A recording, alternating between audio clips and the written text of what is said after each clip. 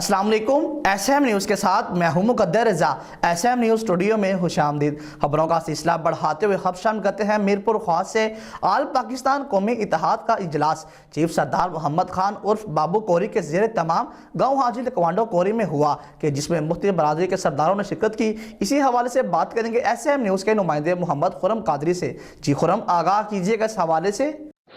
جی، میرپورخاس میں آل پاکستان قومی اتحاد کا اجلاس چیف سردار محمد خان عرف بابو کوری کے زیر اہتمام گاؤں حاجی لکاڈینو کوری میں ہوا، جس میں مختلف برادری انڑ، کوری، بلیدی، کمہار، بجیٹ، سومرا، چنا، آمڑا، ہالو پوٹو، سہتا، جامڑا، نارجا، میرانی، ملا، لاکو، بلوچ، سوہا، عباسی، چاچڑ اور دیگر برادری کے رہنماؤں اور سرداروں نے شرکت کی۔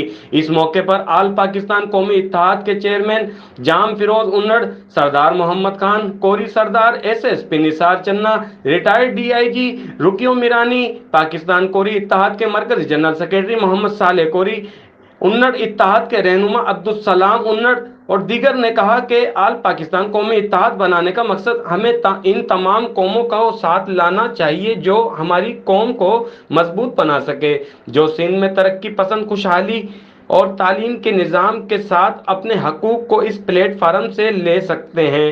تمام قومیں ہم سب کے لیے برابر ہیں، کسی بھی قوم کے کسی بھی فرد کے ساتھ مسئلہ ہوا لہٰذا ہم سب ان کے خلاف آواز اٹھائیں گے اور اپنی قوموں کو پرامن طور پر ساتھ لائیں گے۔ انہوں کا مزید کہنا تھا کہ قومی اتحاد میں شامل تمام برادریاں اپنی قوموں کو تعلیم دیں اور شعور پیدا کریں۔ کیمرہ مین حسن رضا کے ساتھ محمد خرم قادری، میرپورخاس۔